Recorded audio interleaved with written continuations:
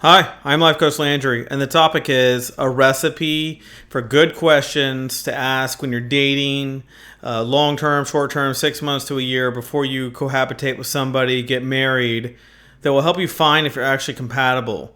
Now, you gotta remember when we meet people, they're putting their best foot forward. Sometimes it takes time, it may take a year or two to find out everything that you want to know about somebody that lets you know how compatible they are with you. But these 12 things will help you engineer your way towards getting to those things quicker, okay? Number one, remember these are 12 meaningful search tips to finding the right partner. When you are with this person, are they kind and compassionate, and do they act with integrity? Now, we all come from a different moral compass. Not everybody's religious. Not everybody believes in morals in general. Not everybody believes in current laws on the book, that they should be changed and be different. So you need to find out where you both fall on what integrity means to you. Integrity means things to different people, okay? Number two, is the person committed to, and do they have a capacity for a lifetime of learning and growing with you? Now, this is highly important, right? Because growth happens without stoppage unless the person chooses to not, want to grow personally or whatnot. But when you're in a couple, you don't have that choice, right? It's either I always say either you thrive or you die, okay? Three, is the person capable of genuine empathy and interest in working through pain and problems? Some people shut off, okay? Some people want to talk immediately. Some people feel like they've dated the wrong person during the fight and they need to walk away. You need to find out what your communication style is. If you haven't read the book, The 5 Love Languages, you should. It's very applicable to what I'm talking about, right? Acts of service, gesture, grand gestures, things like that go a long way with some people. Some people just do nothing. If you don't give them the words, they simply cannot connect with you, okay? Does the person have their own personal style, life, interests, hobbies, passions separate from yours? Very important in relationships that you have your own things that you're interested in, that you don't need them. When I talk to a lot of people that I know personally, I have the women that I know, their boyfriends play video games, or they like to go hunting, or they go fishing, or they go, ATV riding, whatever it is. The point is that you never knock someone's hobby, because what you're doing is you're knocking their own personal self-interest, which is who they were before they met you. And if you take that away, they will no longer follow themselves. With women, it could be, going to social, events with women. It could be they like to dine out and drink wine together as a group of women. If you're jealous of those type of things or become angry, you're going to take away from what made her the woman she is in the first place. Don't do that, okay?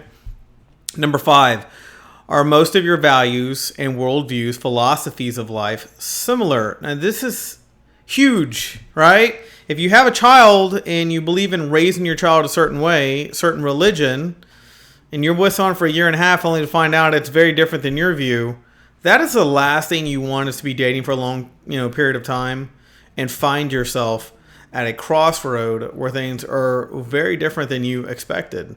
Some couples are strong enough to get through these moments, others not. It's going to leave you, to scratch your head going, I don't know what happened here. And that's not what you want, okay?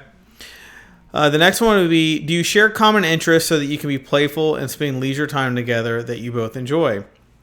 What this means is are you work hard, play hard couple? Do you go get things done and then y'all both go do things? Are you we work hard, we clean the house, and then we go do things? Are you we work hard, we want to hire a maid so that we can go do our fun things? And then when it comes to doing those fun things, do you share the same thing? Do you like to go to car shows? Do you like to go to concerts? Do you like to sit with coffee and just chat and get people watch? Is that your thing?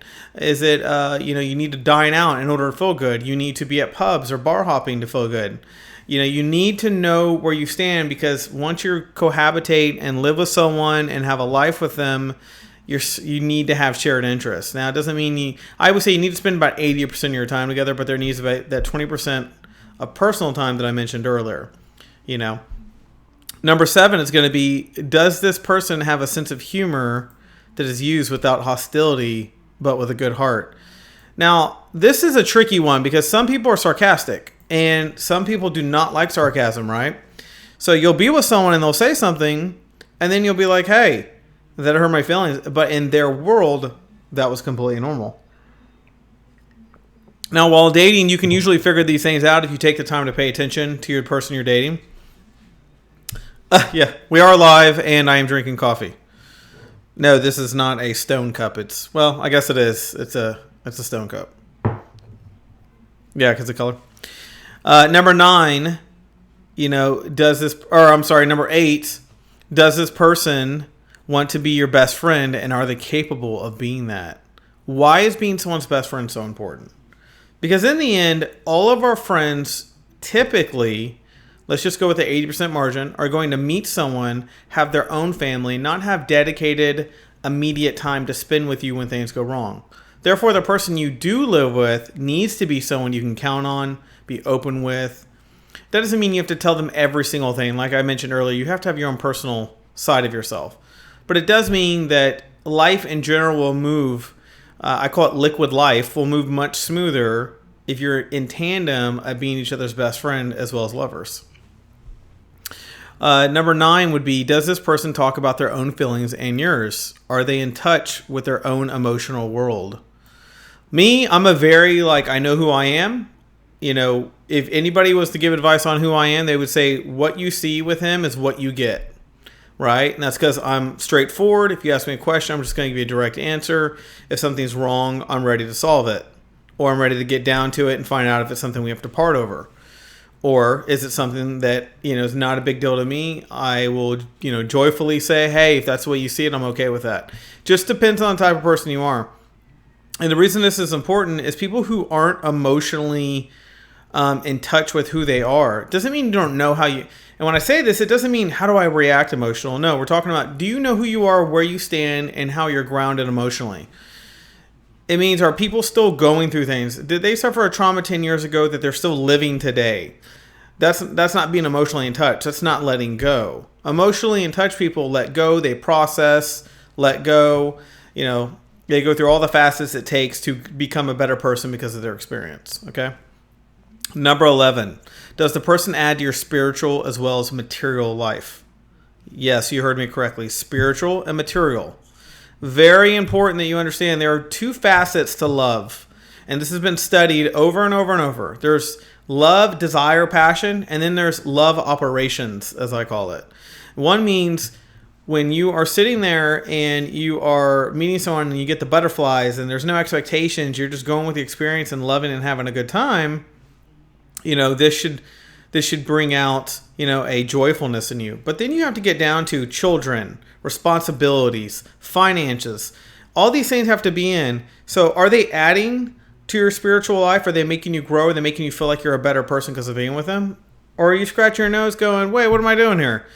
What it means is that on the financial side of things, on the material side of things, materials are part of life. A house, a car, furniture, things to supply your children with so they can go to school and have all the materials they need too. A lot of people don't put these things together because they say money isn't everything. No, money, it definitely is something in this world. And if you don't agree, go ask a poor person if they wish they had more money, and go ask a rich person what their problems are. Rich people, it's often spirituality, or they're not in touch emotionally with where they should be. And then poor people, it's often financially. So what does that tell you? You need both. That's why one usually lacks the other. Or you find people in the middle who have both, and they're much happier. The goal is that different criteria for the search should bring about more of a reciprocal relationship. Okay? It doesn't necessarily mean equality of the relationship. It doesn't mean everything has to be the same on 50-50 and whatnot, but it means reciprocal complementary factors should be brought out by asking these 12 things to yourself and to your partner or the person you're dating. Okay? What can you do for each other? You'll be authentic, be yourself. Set your boundaries, find attraction on many levels is what this will help you do, except for instead of just being enamored with a first, 10 dates or first 6 months of dating, this will help you be in awe of the person you're with because of a good, healthy, clean recipe put together by asking good questions. And finally, in your search, instead of worrying about the person, if they like you, or keep asking, how do you feel about the presence of them? Does their presence make everything better?